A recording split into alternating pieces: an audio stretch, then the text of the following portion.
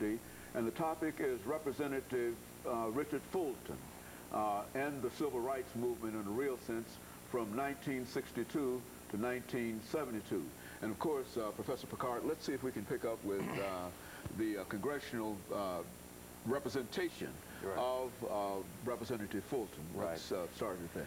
62, Fulton ran again. He'd only lost by 75 votes or something like that in the primary in 1960, and he ran again in 1962. That was without question that he would. At this time, he had the backing of the Nashville Tennessean. John Siegenthaler said they had some qualms about him right first, but they decided to back him. They didn't like Loser's record.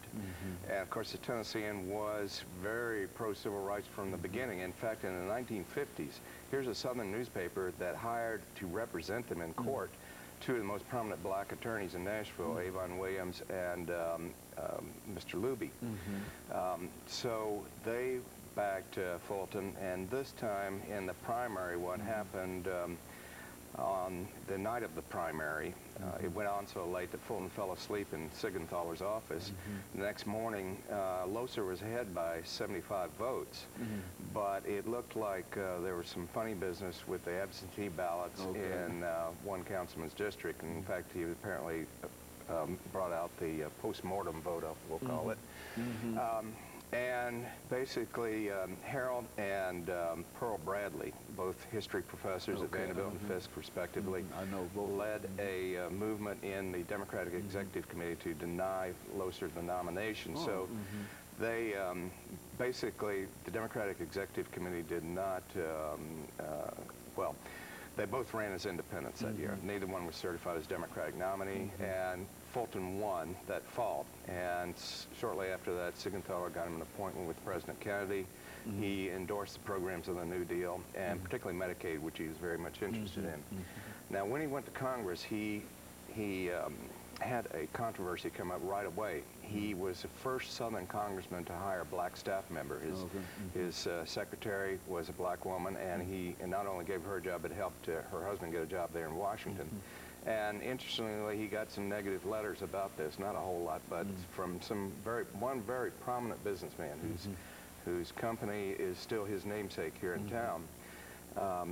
Wrote him a letter saying that Negro, small n, Negro girl that you hired does not deserve that job and has not earned it, because these is white men's taxes that pay her salary, and this is a white man's country.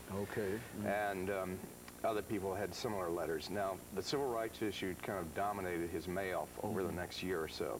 That was coming up. He had lots of negative letters from several business people here. Some had some legitimate concerns. Obviously, property rights is a concept that predates the United States. It goes back as far as, at least as the Magna Carta, as far as I know. And so they had some legitimate concerns, and then of course there are others who were writing things like, would you want your daughter marrying a Negro? Or another one, very prominent businessman said the Negro agitation is being paid for by the Jews who run this country.